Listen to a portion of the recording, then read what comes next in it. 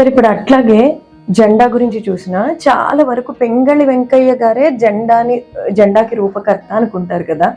Right information చెప్పండి sir. అసలు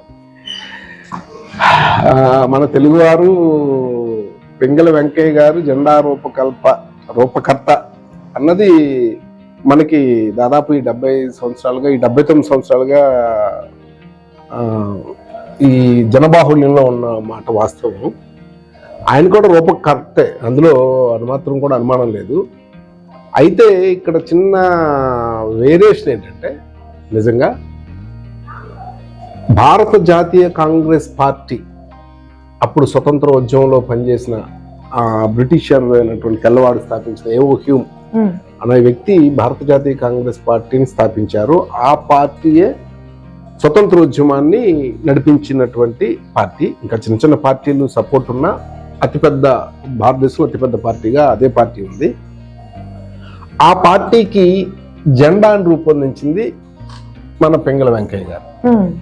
అంటే మోహన్ దాస్ కరమ్చంద్ గాంధీ, అంటే మహాత్మా గాంధీ అని పిలువబడే మోహన్ దాస్ కరమ్చంద్ గాంధీ గారు స్వతంత్రోద్యమంలో పోరాటంలో భాగంగా అనేక ప్రాంతాలను, అంటే బ్రిటిష్ వారు మాత్రం పరిపాలించుతున్నటువంటి ప్రాంతాల్లోనే స్వతంత్ర పోరాటం జరిగింది. ఆ జర్నీలో అప్పుడు మెడ్రాస్ ప్రావిన్సీస్లో ఉన్న ఒక ముఖ్య పట్టణం అయినటువంటి బెజవాడను సందర్శించడం జరిగింది. అది ఇప్పుడు విజయవాడగా ఉంది, ఆంధ్రప్రదేశ్లో ఉంది.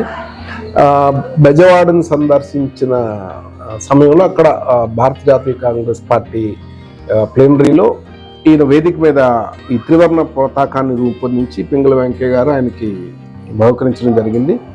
అదే వేదిక నుంచి అక్కడి నుంచి భారత జాతీయ కాంగ్రెస్ పార్టీ యొక్క పతాకంగా దాన్ని ఏకగ్రీవంగా ఆమోదించారు. దానిలో 3 రంగులు ఉంటాయి. 3 రంగులు చరఖా ఉంటుంది, అంటే బట్టలు చేస్తారు కదా, చరఖా అంటారు దాన్ని. అది ఉంటుంది. అది భారత జాతీయ కాంగ్రెస్ పార్టీది, కానీ భారతదేశ జాతీయ పతాకం కాదు.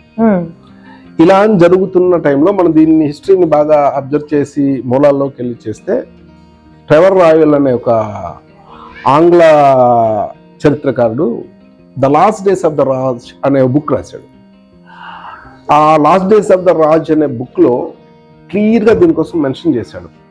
1947 జూలై 17న జవహర్లాల్ నెహ్రూ అంటే స్వతంత్రం ఇచ్చేస్తున్నారు, ఒక జాతీయ చిహ్నం కావాలి మనకి, ఆ చిహ్నాన్ని తయారు చేయమనే బాధ్యత బక్రుద్దీన్ క్యాబ్జీ అనే వ్యక్తికి అప్పగించడం జరిగింది. ఆయన చాలా విద్యావంతులు, ఢిల్లీలో ఉన్నారు. ఆయన చిహ్నాన్ని తయారు చేశారు. ఇది